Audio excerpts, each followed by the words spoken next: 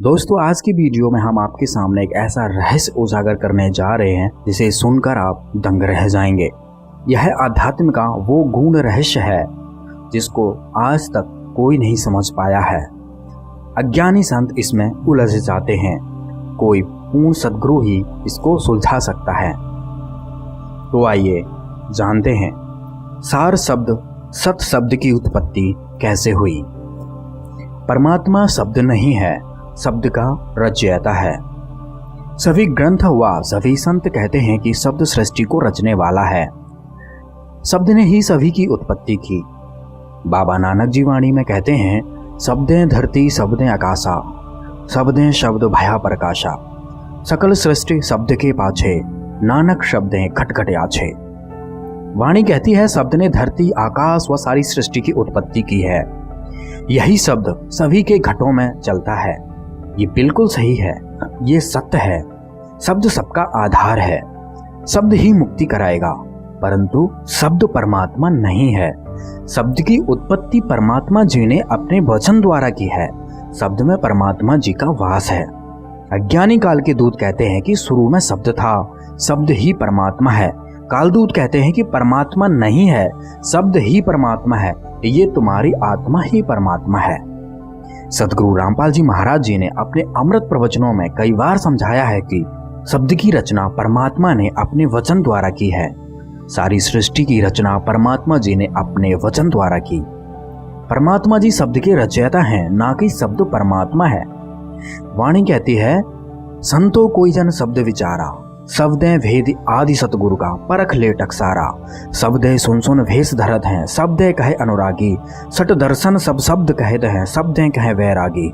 शब्दें वेद पुराण कहते हैं, शब्दें शब्द ठहरावे, शब्दें मुनवर साध कहते हैं, भेद न कोई पावे। शब्दें ही से जग उपजाया, शब्दें करें पसारा, कहें कबीर जहाँ तें शब्द उपजो, ताको भेद न्यारा। यह वाणी कबीरपंथी शब्दावली पृष्ठ नंबर 811 पर है। कबीर साहब जी इस वाणी में समझा रहे हैं, सभी गुरु संत पंत व ग्रंथ शब्द की महिमा करते हैं, परंतु शब्द का भेद नहीं पाया। शब्द क्या है? जिस शब्द ने संसार की उत्पत्ति की, अर्थात सब कुछ बनाया है, वह शब्द कहाँ से उत्पन्न हुआ, इसकी जानकारी किसी को नहीं है। शब्द की उत्पत्ति का भेद न्यारा है। शब्द की रचना कैसे हुई, इसकी जानकारी की वाणियां कबीर साहब जी ने अलग से बोली हैं। इसका खुलासा सदगुरु रामपाल जी महाराज जी ने अपने प्रवचनों में बड़े ही विस्तार से बताया है। अब देखिए दूसरा प्रमाण, सार शब्द साहिब का न्यारा, सोई शब्द कहे गुरु उजारा। सार शब्द काल नहीं पाई, तीन देव की कौन चलाई। कबीर सागर ज्ञान बोध पृष्ठ नंबर 35। यह वाणी कहती है कि परमात्मा जी का सार शब्द अलग है।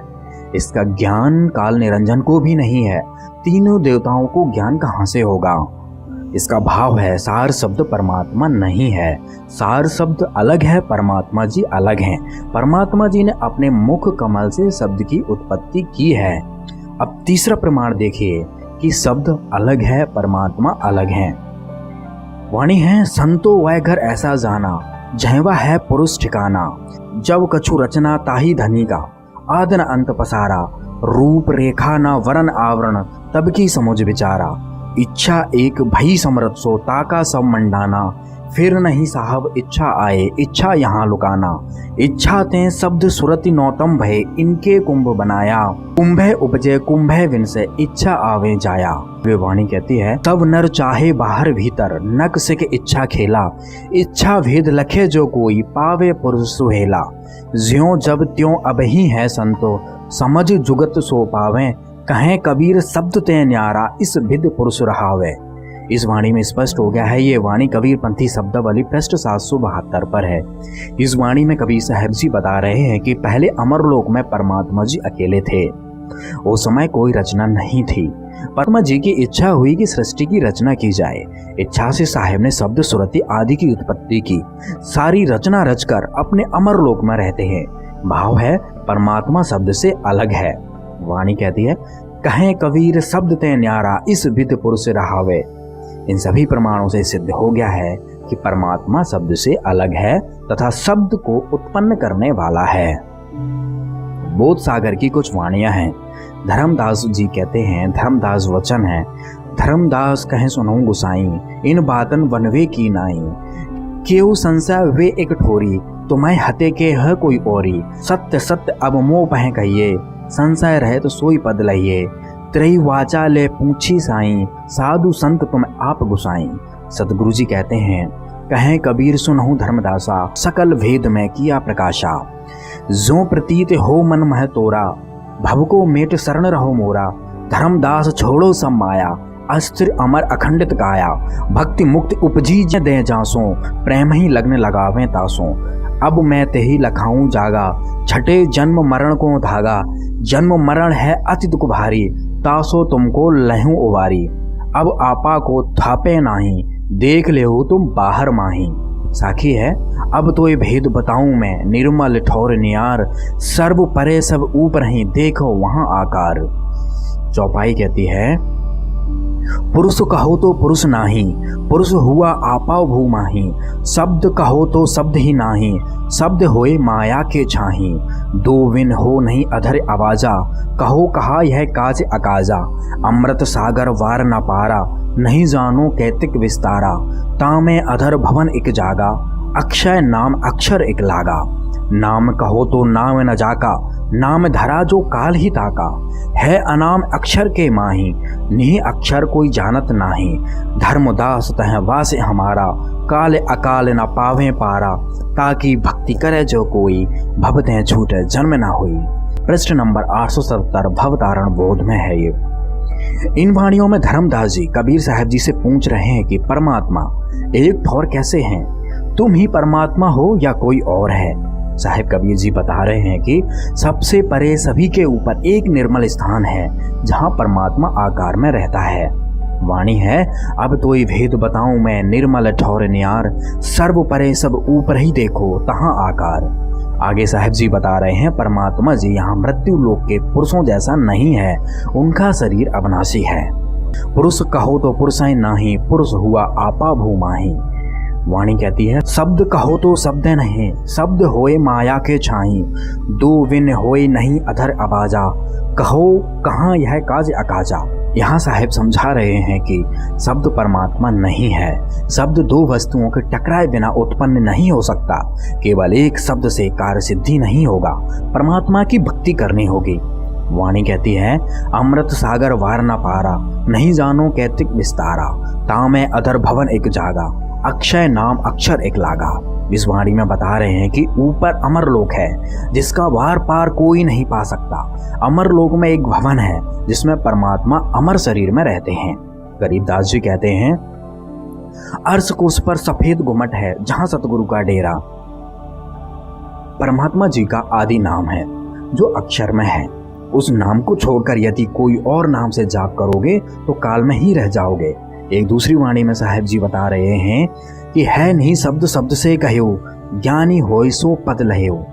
परमात्मा जी नहीं शब्द हैं, परंतु शब्द से मिलेंगे। इन सभी प्रमाणों से सिद्ध हो गया है कि शब्द परमात्मा नहीं है। शब्द को परमात्मा जी ने अपने मुख कमल से बोलकर उत्पन्न किया है और शब्द परमात्मा से मिलाने का साधन मात्र है। आगे शब्द की उत्पत्ति के प्रमाण देखिएगा। शब्द कैसे उत्पन्न हुआ। जेतिक वचन पुरुष उच्चारा, तही वचन नाम अधिकारा। जो वचन उच्चारण करते हैं वह शब्द अमर होता है, वह नाम बन जाता है। कबीर साहब जी अपनी वाणी में कहते हैं, रहे गुप्त प्रगति भई काया, श्वासा सार शब्द निर्माया। शब्द ही ते पुरुष स्थूला, शब्द ही मैं है सबको मूला। शब्द ही ते बहुत शब्द उच्चारा, शब्द शब्द भया उजियारा। शब्द हिते भव सकल पसारा, सोई जीव को रखवारा। इन वाणियों में कबीर साहब जी समझा रहे हैं कि परमात्मा जी पहले गुप्त रूप में थे। सबसे पहले अपना विधेय स्वरूप प्रकट किया, फिर अपने अमर श्वास द्वारा सार शब्द को उत्पन्न किया। परमात्मा सार शब्द सबकी उत्पत्ति का करने वाला है। यही शब्द सबका मूल आधार है। इसी शब्द को शब्द गुरु कहते हैं। इसी शब्द में परमात्मा का निवास स्थान है।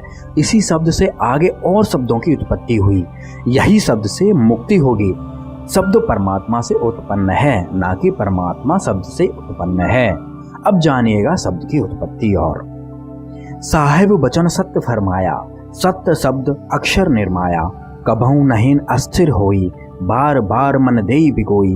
काया भीतर आप लखावा, ताते अजपा नाम कहावा। यही शब्द से शुद्ध शरीरा, यही शब्द से मिले कबीरा। यही शब्द हृदय सुखे होई, निर्मल होई बिसई सब खोई। अस्थुन मनकर प्रफुल्ल राखे, नाम संधि हृदय में चाखे। निर्मल हंस होत हैं तबहीं, अमर लोक पहुँचे हैं जबहीं। सातों सुरति तबहीं प्रकाशा, पुरुषहि को राखें विश्वासा। उत्पत्ति शब्द जबे निर्मावा, सो अक्षर मिल से वही कहावा। सिवही शब्द सो जीव कहावा, जीव नाम संसार कहावा। सातों नाम वाही के अंगा, जिहि जग भीतर माडो रंगा। अक्षर शब्द से शिव जो आवा, वाही अक्षर गुरु कहावा। अगली वाणी है, साहिब वचन सत्य फरमाया, सत्य शब्द अक्षर निर्माया। इस वाणी में कबीर साहब जी अपने आप को गुप्त रखकर एक गुरु की भूमिका अदा करते हुए कहते हैं कि परमात्मा ने अपने मुख कमल से एक वचन बोलकर सत्य शब्द अक्षर की उत्पत्ति की है। वाणी कहती है, कबहु न अस्थिर होई। यह अमर शब्द है जिसका कभी विनाश नहीं होता।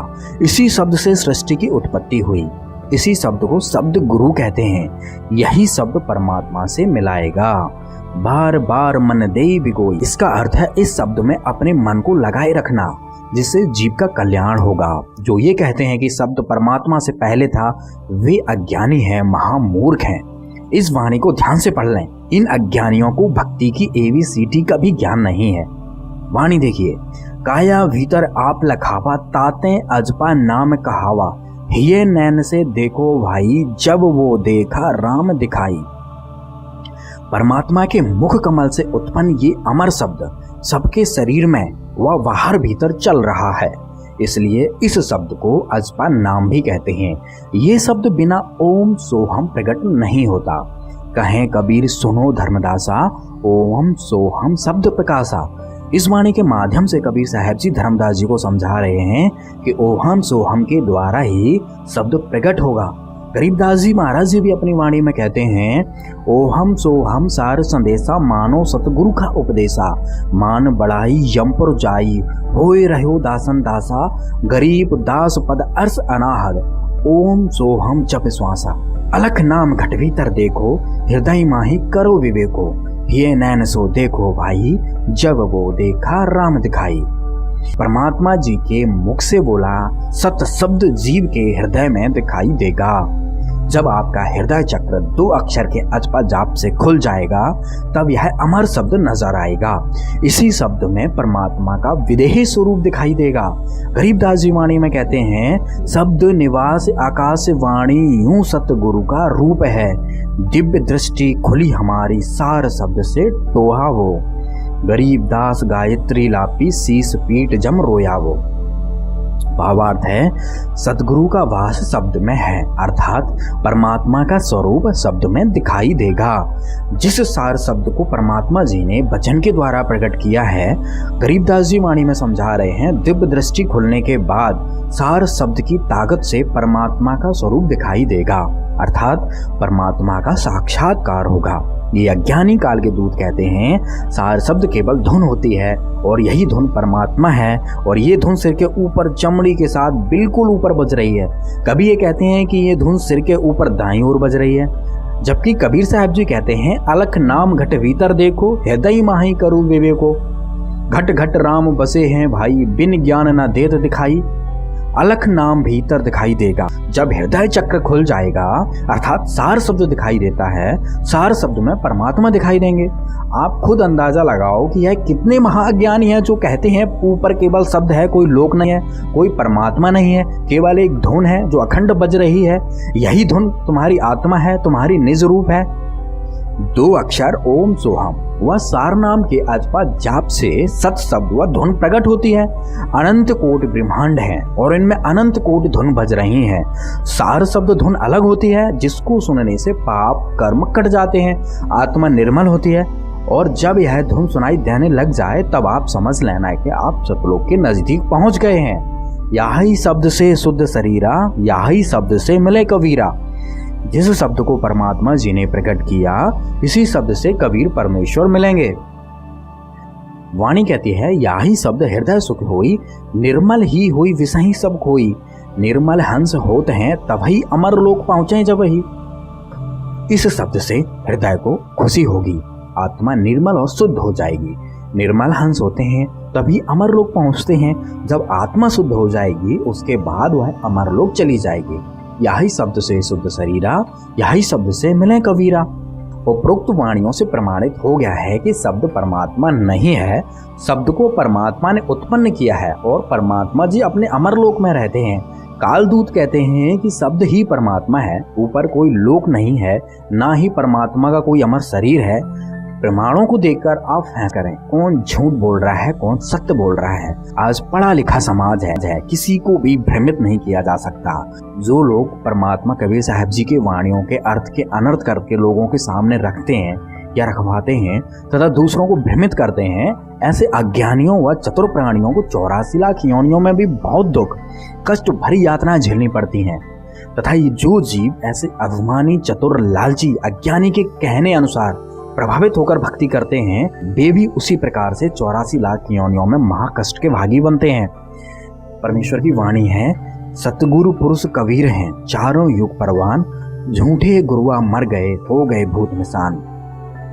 कबीर वेद पढ़े पर भेद न जाने, वांचे पुराण 18, जड़ को अंधे पान खिलावे, भूल गए सिरजनहारा।